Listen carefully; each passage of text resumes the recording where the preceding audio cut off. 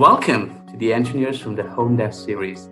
Today, we're going to be talking about Virtual 101, the tips and tools you might need if this whole concept of work from home is completely alien to you.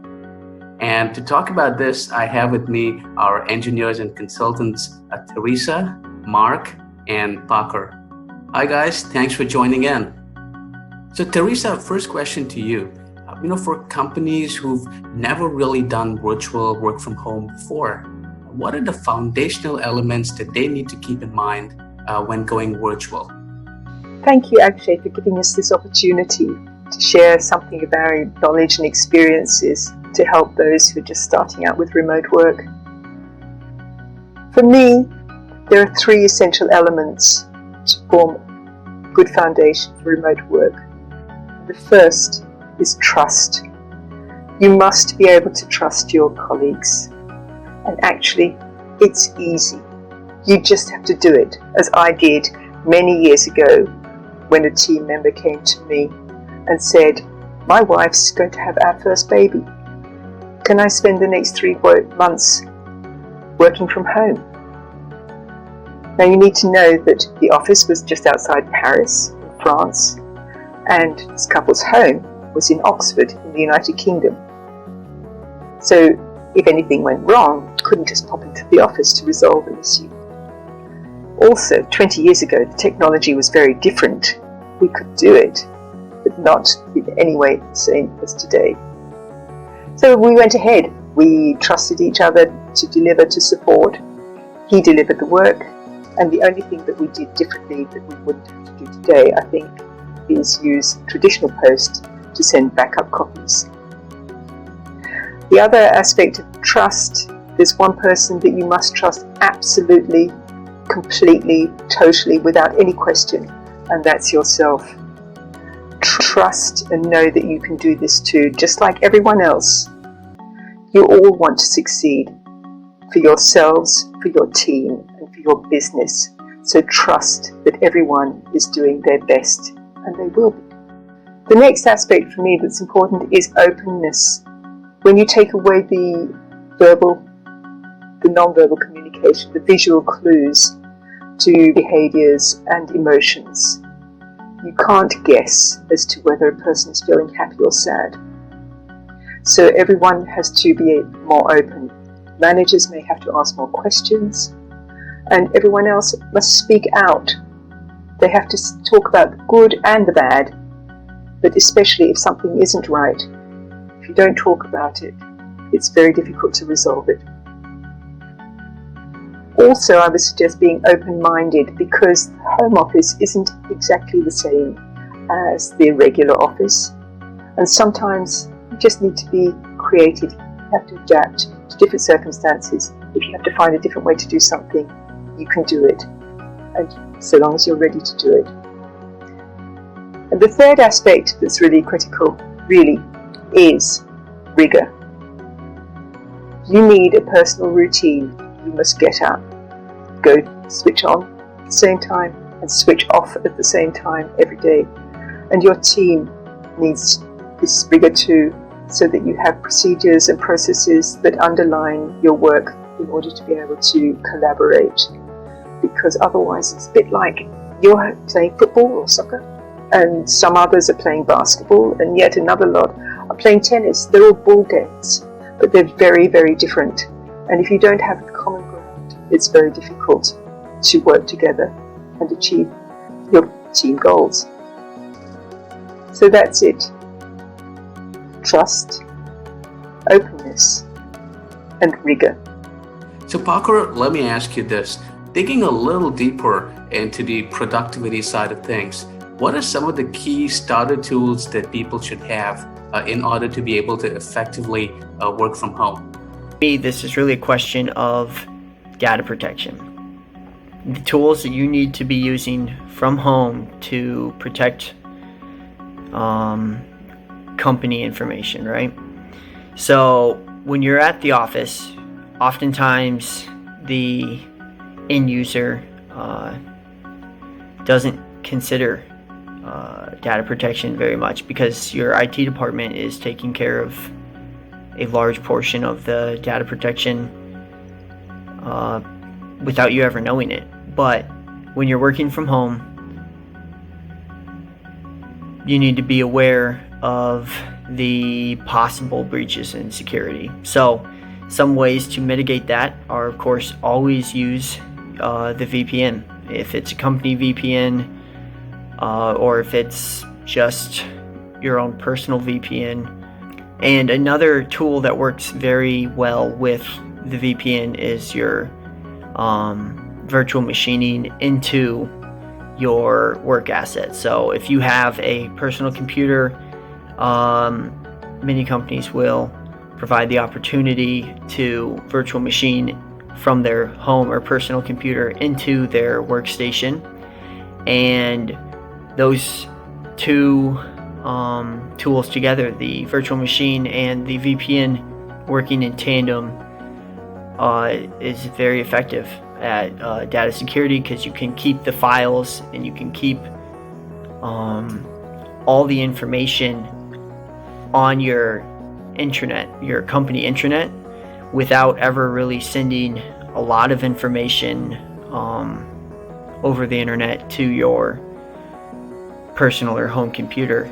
Another thing that needs to be utilized is multi-factor authentication. If it's not a requirement to have multi-factor authentication, but your company offers it, set it up and use it. There's not a huge time waste or investment into setting it up, and the benefits are extraordinary.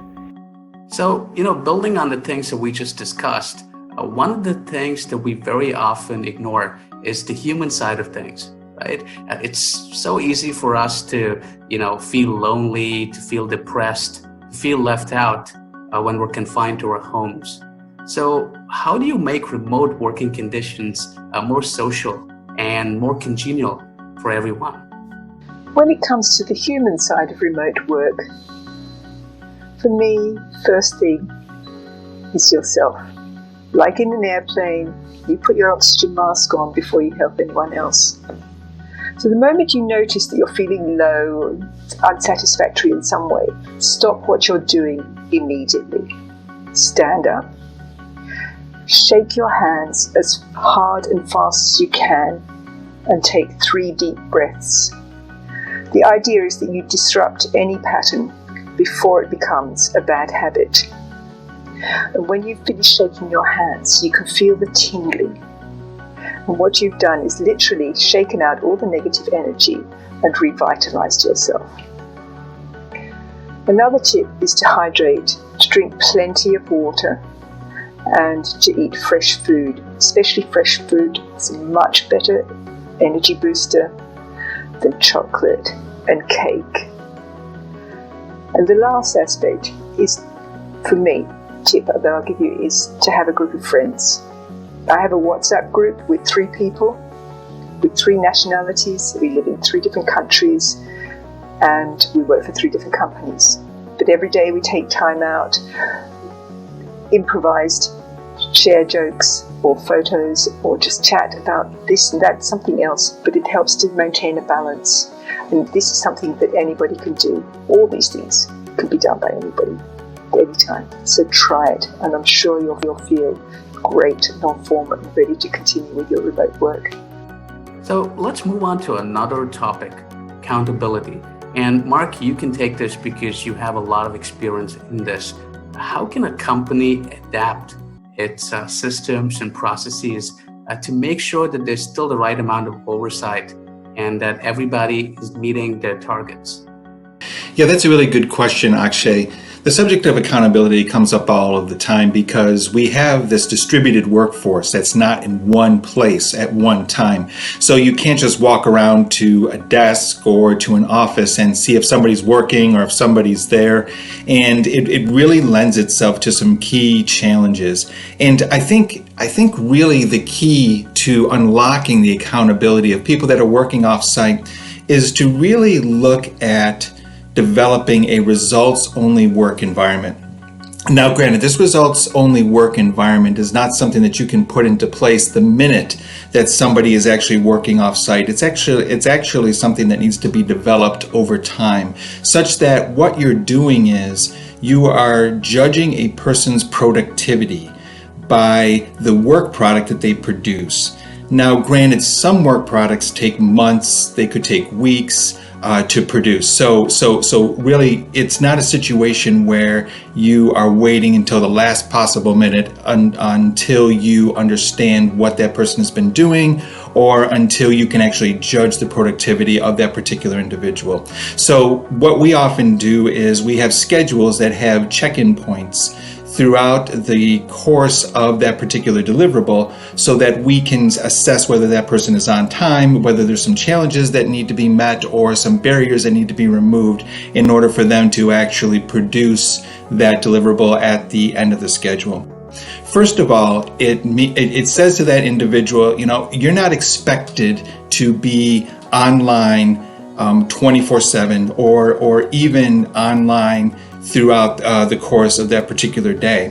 If there is some flexibility that you need in order to get something done, you can do that, just as long as you're meeting those deadlines, those interim deadlines and the final deadline for that particular deliverable. The second thing it does is it gives that person an opportunity to really exercise judgment. So, for example, there might be some situations where they need to be at a particular place at a particular time in order to get some information about the product that they're documenting or something of that nature, and it will allow them that time to be able to do that, so that they're not expected to be checking in. So they're not expected to have that that green circle next to their name if you're using Skype for Business in order to IM them. That results-only work environment is the most flexible way that we found to actually judge the productivity of a particular resource, and it really has to be functional, especially in a remote work environment. Now, we've often seen also too some really good results through the use of video calls that we use in order to keep our resources engaged. So, for example, it's really easy to multitask when you're on a phone call. I mean, if you're tapping the keys, all you gotta do is put the phone call on mute and away you go, and you're not really attending to the meeting that's actually taking place. Now, video calls has an extra layer of accountability. If you see somebody's eyes drifting off into Never Never Land, or if you see somebody actually always looking down, always typing, you can actually look to that person to either repeat what's been happening or to give an update on some of the work that they have been working on. It's really important. Everybody hates video calls, but it's really important too that we found to help with not only to communicate that content, but to provide some accountability as to the effective use of meeting time. So really that video call is kind of a supplement and kind of a component to that results-only work environment that I spoke of earlier. And really, we can't find a better, more effective way to measure the accountability and to measure the productivity of people as they work in remote environments that are away from the office. Thank you so much, everybody. That was a fascinating perspective. We hope you found our virtual 101 edition of the Engineers from the Home Desk series useful. So until next time, take care, stay safe, and talk to you soon. Thank you.